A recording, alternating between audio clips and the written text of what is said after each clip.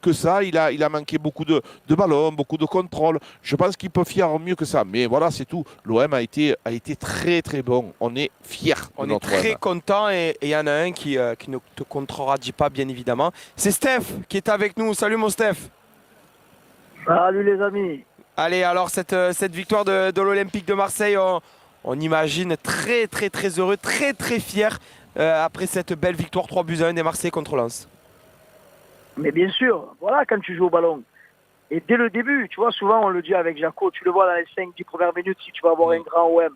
Dès le début, tu as mis le pied sur le ballon, dès le début, tu as joué haut, tu as joué de l'avant, tu as joué très rapidement et tu as su faire mal et au bon moment. Donc voilà, quand l'OM est comme ça, il ne peut rien t'arriver. Moi, c'est pour ça que souvent on est sévère, mais parce qu'on sait la qualité et ce que ce groupe peut faire sur le terrain.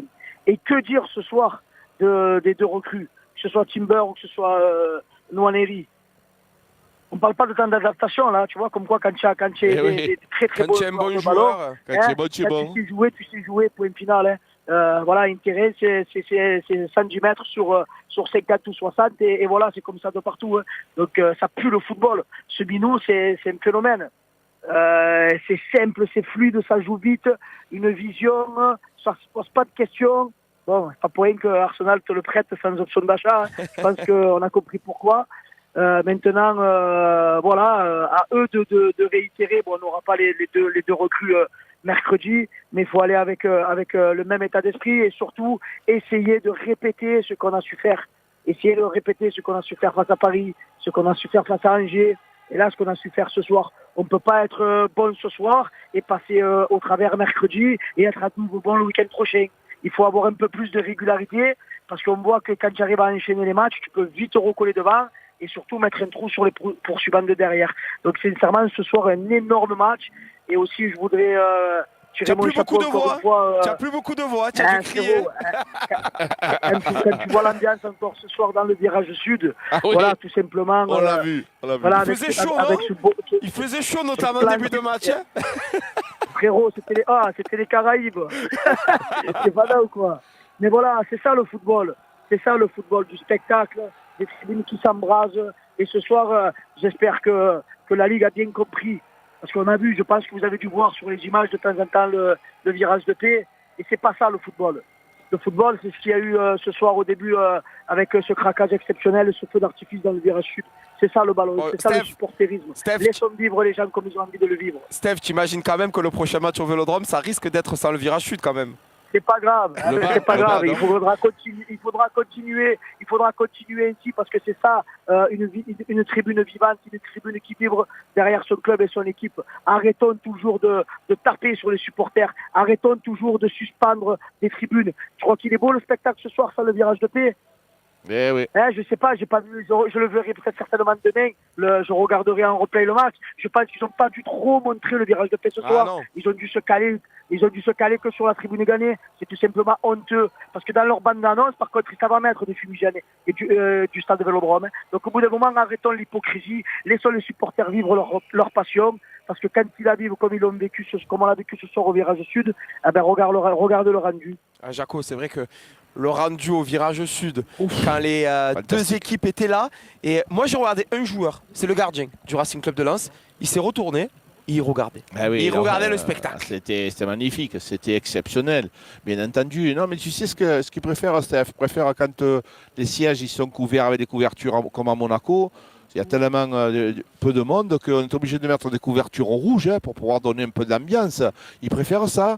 C'est-à-dire qu'après les droits télé, tu vas les vendre et tu vas vendre tes stades vides. Mais c'est très bien, continuez comme ça. Continuez comme ça. Ils ont encore une fois rien compris au système. Voilà, quand tu as la chance et le bonheur d'avoir un club et un stade avec une telle ferveur, c'est le moteur du championnat de France. C'est le seul stade qui va pouvoir te tirer et c'est le seul stade qui va pouvoir te faire récupérer de l'argent. À force de couper la branche un jour, il va tomber de la branche, monsieur Labrune. Et j'espère qu'il tombera de la branche et qu'il se remettra la tête à l'endroit et qui comprendra ce qu'il faut faire et surtout ce qu'il ne faut pas faire, c'est-à-dire encourager à vider les stades. Les gars, je suis désolé, mais quand tu vois ce que vous avez été capable de faire, mais Steph, nous on a le bonheur de pouvoir vous voir, mais il te vient le frisson jusque derrière les oreilles. C'est fantastique. C'est fantastique. Moi, j'ai envie de vous dire merci, messieurs. C'est toujours de plus en plus beau. C'est exceptionnel ce que réalisent les supporters de l'OM. Mais malheureusement, encore une fois, il y a de la frustration. Eh oui, il y a de la frustration parce qu'on s'attend à ce que le virage sud, au moins le bas, soit privé dans une prochaine rencontre. Première réaction de Roberto De Zerbi qui s'est un petit peu emballé là, après une question d'un journaliste de Ligue 1+, qui l'a félicité de ce match et qui lui a vanté un petit peu les prouesses offensives de son équipe avec 44 buts en Ligue 1. Roberto De Zerbi lui a répondu « Toute la presse française devrait se mettre d'accord. Parfois, vous me dites qu'on joue mal, et là, tu me dis qu'on met 44 buts cette saison. Peut-être que je devrais prendre le passeport français pour que vous disiez autre chose. » Voilà la réponse de De Zerbi. Ouais. Non, mais là, je suis pas d'accord avec lui. Il est beau. Non, mais je suis pas d'accord avec lui. Il faut être objectif. Voilà, il peut lui dire, oui, effectivement, ce soir, on a été bien, on a été bon offensivement. J'ai mis une équipe à vocation offensive. Steph, quand tu commences avec Gouiri, Nwaneri, Traoré, Pekchao, avec Quentin Timber, qui est quand même... Quentin Timber, c'est ça, quand même capable de faire. Jaco, ça passe crème. Mais voilà. Là, dès qu'il va se tromper, je vais lui planter le stylo, lui. Et donc, qui est capable de faire le box-to-box. Eh bien, les gars, ça fait quand même 5 joueurs à vocation offensive. Et voilà toute la différence. Et c'est vrai que ça change tout, Steph.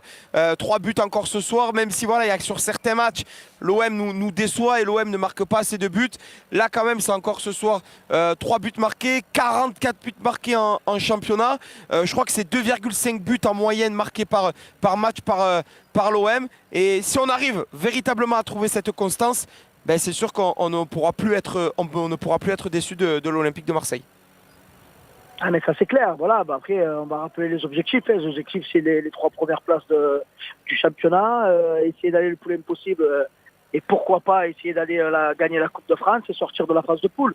Donc tu es encore dans tes objectifs, mais c'est clair que parce qu'on est exigeant avec ce club-là, cette équipe-là, parce que voilà on sait comme on l'a dit tout à l'heure la qualité qu'a ce groupe-là, mais et voilà, il y a encore certainement, si on arrive à trouver de la régularité, comme tu l'as dit, de la constance, on peut aller chercher de très très très belles choses et il faut aller là-dessus. Mais bien sûr, et je serai le premier à être déçu si mercredi on ne fait pas le match qu'il faut. Et je serai le premier à leur taper dessus. Parce que voilà, l'OM, c'est pas un match oui, un match non. Il faut que les joueurs aient cela en tête. Que ce club-là a beaucoup d'exigence, beaucoup d'ambition et que pour respecter cela, il faut se mettre par terre à tous les matchs. Eh ben, c'est ce qu'on espère en tout cas pour l'Olympique de Marseille. Merci mon Steph d'avoir été avec nous. Rentre bien. Merci mon Steph. Et on se voit dans la semaine dans le bar des supporters bien évidemment. Jaco maintenant.